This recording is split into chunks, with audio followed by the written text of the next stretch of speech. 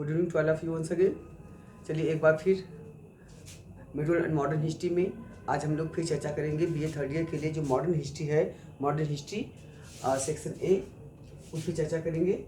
आपका paper 3A जिसका नाम है नेशनल मूवमेंट इन इंडिया, उसमें देखेंगे अप्रॉक्सीमेट कौन से महत्वपूर्ण क्वेश्चन हो सकते हैं, कौन से प्रोबेबल ज़्यादा हैं, तो हम लोग चर्चा करेंगे। इसमें सबसे पहले आपका नेशनल मूवमेंट इन इंडिया है, याद रखिएगा 1857 टू 1950, 1857 टू 1950 AD। ओके, चलिए स्टार्ट करते हैं। यूनिट 1 में चर्चा करेंगे। पहला है, सबसे ज़्यादा जो प्रोबेबल क्वेश्चन पूछा जा रहा है वो आपका है कि पहला 1857 की क्रांति, तो 1857 रेवोल्यूशन, 1857 की क्रांति। इसमें क्या आएगा, इसमें आपका आएगा क्रांति में सबसे ज़्यादा आएगा कारण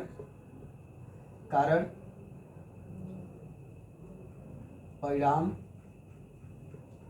तथा आता है कभी कभी या अथवा कर सकते तथा स्वरूप में पूछता है कभी कभी कि क्या यह प्रथम स्वतंत्रता संघर्ष था, क्या यह प्रथम स्वतंत्रता संघर्ष था।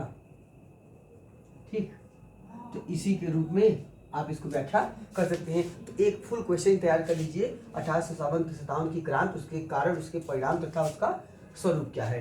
पूरा कंप्लीट क्वेश्चन में 2 क्वेश्चन का पूरा आपका काम हो जाएगा। ठीक है, और आपको अनावश्यक दूसरे क्वेश्चन में भागना नहीं पड़ेगा, अनावश्यक आपको एनर्जी नहीं वेस्ट करना पड़ेगा। दूसरा क्वेश्चन आएंगे, 19वीं शताब्दी में भारत में सामाजिक धार्मिक सुधार आंदोलन। ठीक, तो social and religious movement of 19th century in India, तो आपका हो जाएगा 19वीं शताब्दी में भारत में सामाजिक धार्मिक सुधार आंदोलन पर एक उल्लेख कीजिए। अच्छा, अब इसमें देखिए, इसमें कैसे क्वेश्चन हो सकते हैं। कभी कभी आ सकता है आपको कि मुस्लिम सुधार आंदोलन के बारे में बताइए, तो एक पूरा फुल आप निबंध तैयार कर लीजिएगा 19 सामाजिक धार्मिक सुधार आंदोलन में। उसमें कौन कौन सा आ जाएगा, उसमें हिंदू आ जाएंगे, हिंदू आंदोलन में कौन कौन, हिंदू आंदोलन आपका आ जाएगा ब्रह्म समाज, आर्य समाज, रामकृष्ण मिशन मुख्यतः है। इसके बाद मुस्लिम सुधार आंदोलन आ जाएगा, अब्दुल लतीफ़ से लेकर सर सैयद अहमद खान, बहाबी आंदोलन, अलीगढ़ आंदोलन, ठीक है, मोहम्मद इकबाल, तराना हिंद, उनका जो बंग दर्रा, आप इन सबको भी इसमें उल्लेखित कर सकते हैं। तो आपका हो जाएगा मुस्लिम आंदोलन, पारसी सुधार आंदोलन, ठीक है, जिसमें रहनुमाई मस्जिदान जो बनाए गए संगठन वे सब, तो इसमें पारसी बता सकते हैं। एक 8 सिख का भी है आंदोलन, सिखों का बता दीजिए। ठीक है, तो पूरा कंप्लीट हो जाएगा। 2 क्वेश्चन यहीं से हो जाए काम, क्योंकि एक क्वेश्चन पढ़ेंगे तो दूसरा मान लीजिए आ गया तो फंस जाएंगे। इससे अच्छा है कि एक हिस्ट्री में है तो कि पूरा का पूरा एक साथ रहे। हाँ, तो उसमें आपका दोनों क्वेश्चन यहाँ भी काम दीजिएगा। तीसरा एक क्वेश्चन इसमें और पढ़ सकते हैं आप, वह है 1857 की क्रांति के पश्चात ब्रिटिश नीतियों में आए परिवर्तन की आलोचनात्मक व्याख्या। तो या तो इसको 1857 क्रांति के बाद कहेगा, या तो पूछेगा 1858 के पश्चात या से। ठीक है, मतलब है कि after the first freedom movement that took place in 1857, उसके बाद ब्रिटिश सरकार की क्या नीतियाँ थी, जो महारानी विक्टोरिया का घोषणा पत्र आया उसमें क्या क्या परिवर्तन हुए, व ब्रिटिश शासन की में कंपनी की जो शासन यहाँ समाप्त हुई, उन्होंने सामाजिक सुधार में क्या काम किया, उन्होंने आगे के लिए क्या रणनीति बनाई, रजवाड़ों के लिए क्या रणनीति बनाई, मुसलमानों के लिए उनकी क्या रणनीति आई, उसके बाद गोद लेने के अधिकार में उन्होंने क्या क्या दिया। तो एक बेसिक पूरा क्वेश्चन आपका हो जाएगा। तो हाँ, आप सीधे पढ़ सकते हैं 1858 के पश्चात या में से पश्चात ब्रिटिश नीति में आए परिवर्तन, ब्रिटिश नीतियों में आए परिवर्तन की आलोचनात्मक व्याख्या, परिवर्तनों की आलोचनात्मक व्याख्या कीजिए। ठीक है, तो कौन कौन से महत्वपूर्ण चेंजेस आए ब्रिटिश पॉलिसीज में। यूनिट आपका ये हो गया। 2 में चर्चा करेंगे हम लोग। इसको आप कर सकते हैं यूनिट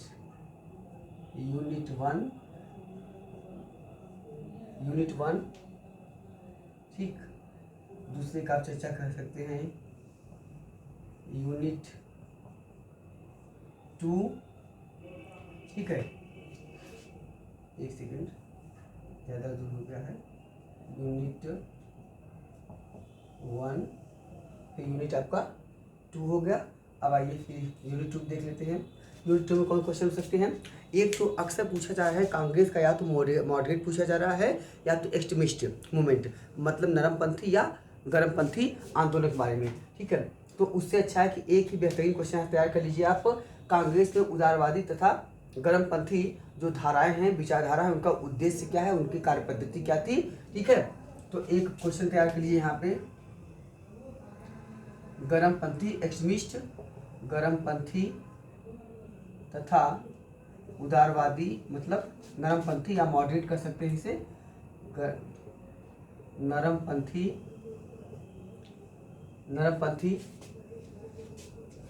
विचारधारा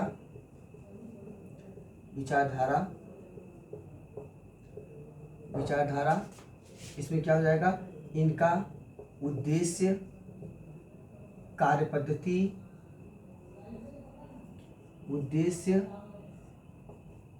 कार्य पद्धति। दूसरा आप इसमें आप और पढ़ सकते हैं इसमें कार्य पद्धति, ठीक है, इनके सिस्टम ऑफ एक्ट से कैसे काम करते थे।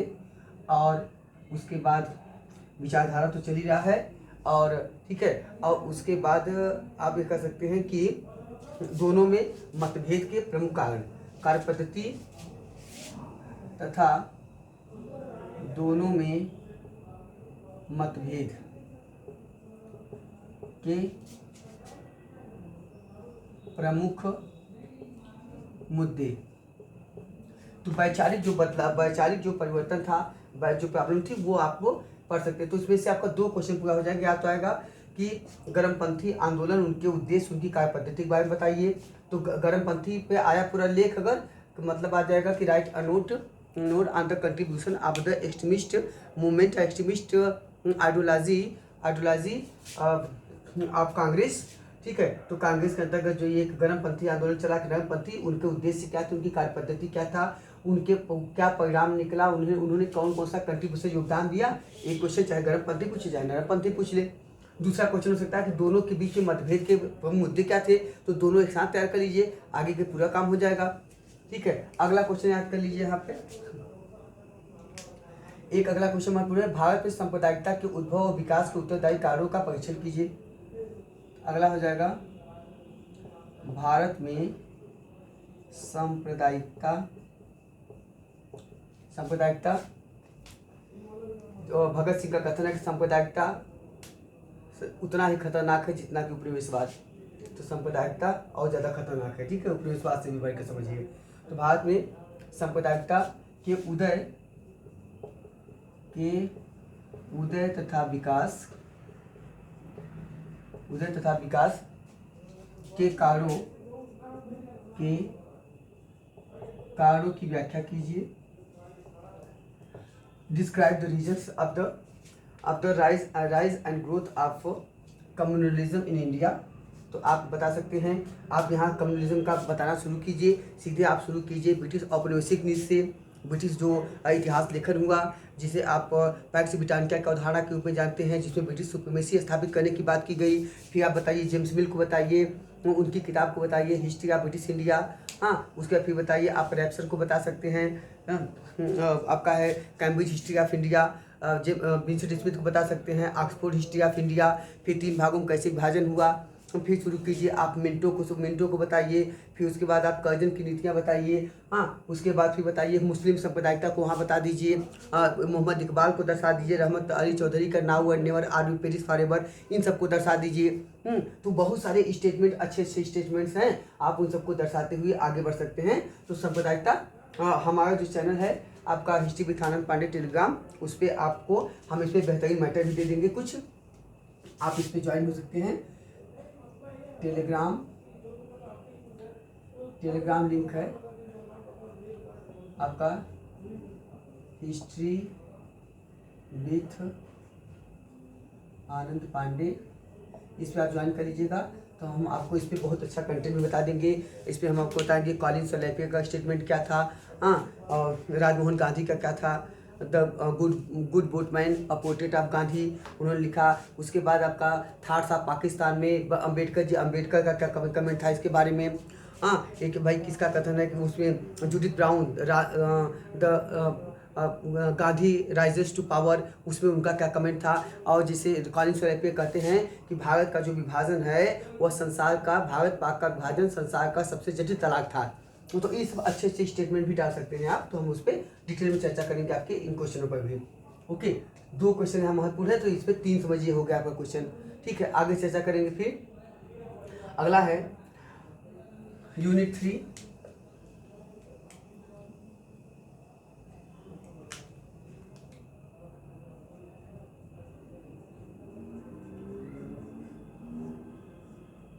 यूनिट 3 में जो अगले क्वेश्चन हो सकते हैं महत्वपूर्ण, 1919 के एक्ट के प्रमुख प्रावधान।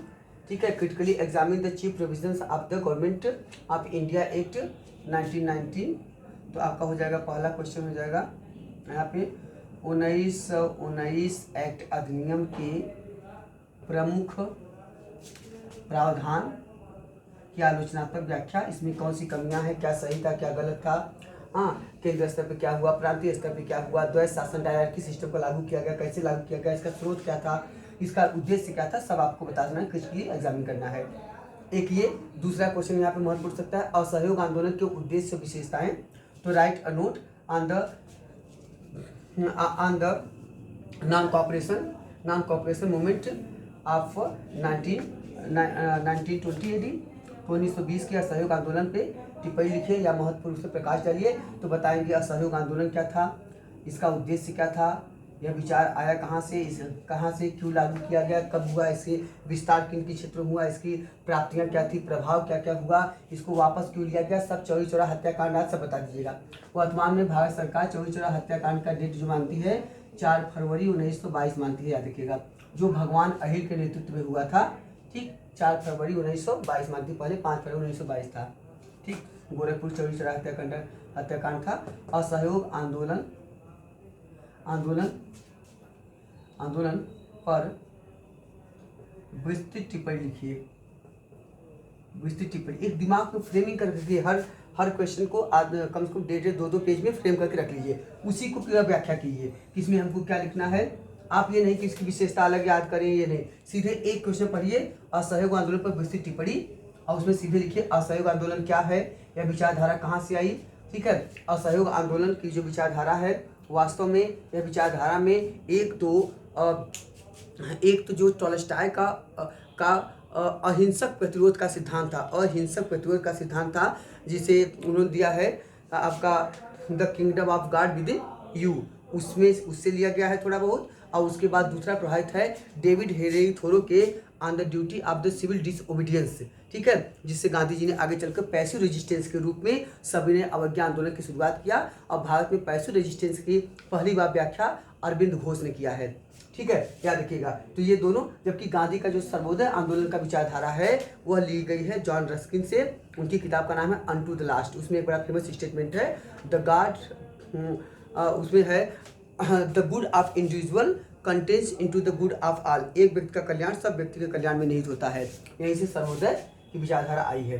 ठीक है, तो उसी को उन्होंने गांधी जी ने इस किताब को अंग्रेजी उन्होंने क्या किया कि गांधी जी ने अनटू द लास्ट को सर्वोदय के नाम से उन्होंने ट्रांसलेट कर दिया था। तो आप इन सब को व्याख्या कर सकते हैं और बेहतरीन लिख सकते हैं, इन सबको फैक्ट को डाल के सिद्धांत कहाँ से आया, किसने दिया, कैसे दिया, किस किताब में आया। तो थोड़ा सा नए फैक्ट के साथ लिखिए। असहयोग आंदोलन पर विस्तृत टिप्पणी लिखिए। इसमें क्या हो जाएगा, उद्देश्य, विस्तार, कहाँ हुआ विस्तार, और योजनाएं, इसमें प्रमुख योजनाएं क्या थी, योजनाएं और प्रभाव। एक बेसिक कंसेप्ट रखिए, चाहे जैसा क्वेश्चन है लिखना आपको उसी उसी प्लेटफॉर्म पे है, ताकि ये क्वेश्चन कंप्लीट आए और वैसे कंप्लीट क्वेश्चन आपको याद हो जाएगा अच्छे से। ठीक है, अगला क्वेश्चन। तो 2 इसमें आपका हो गया। एक क्वेश्चन आप यहाँ से और पढ़ सकते हैं, सविनय अवज्ञा आंदोलन पे टिप्पणी लिखिए। ऐसे सेम दृष्टिकोण से लिख सकते हैं, कब आया, कैसे आया, क्यों शुरू हुआ। तो अगला हो जाएगा सविनय आंदोलन। ठीक, सिंपल आपका हो जाएगा ये सविनय आंदोलन, सिविल डिसओबीडियंस। अगला चलिए, यूनिट 4 में चर्चा करेंगे। कौन से क्वेश्चन सकते हैं। पहला तो देखिएगा एक्ट ऑफ 1935 मतलब 1935 के अधिनियम के प्रमुख प्रावधान सबसे ज़्यादा इंपॉर्टेंट है। याद रखिएगा, एक 1919 में से कोई आएगा, एक यहाँ से 1935 एक्ट के प्रमुख प्रावधान की आलोचनात्मक व्याख्या। ठीक है, इसी अधिनियम से जो आपके वायसराय था, हाँ, तो वायसराय को फिर से उन लोगों ने क्या किया, वायसराय को फिर से उन्होंने गवर्नर जनरल कहना शुरू कर दिया था। ओके, और 1935 के अंदर बहुत सारे नए नए सुधार हुए, भारतीय संविधान का एक मूल आधार बन गया। और ये सब बता सकते हैं। इसी बता दीजिए कि इसी के माध्यम से ब्रिटिश सरकार ने पहली बार इक्वल फेडरेशन सिस्टम स्थापित करने की शुरुआत किया। तो बहुत सारी चीज़ें आप यहाँ पे बता सकते हैं। दूसरा क्वेश्चन कौन सा पढ़िएगा। दूसरा यहाँ पे आपका क्वेश्चन है, भारतीय स्वतंत्रता संग्राम में सुभाष चंद्र बोस का योगदान INA के विशेष संदर्भ में। तो भारतीय स्वतंत्रता संघर्ष में सुभाष चंद्र बोस का योगदान INA के विशेष संदर्भ में। अब देखिए, अब चाहे आपको INA आए चाहे ना आए, भाई सुभाष चंद्र बोस के जब भी आप योगदान की चर्चा करेंगे तो बिना INA को लिखे तो आप कभी कर नहीं सकते हैं।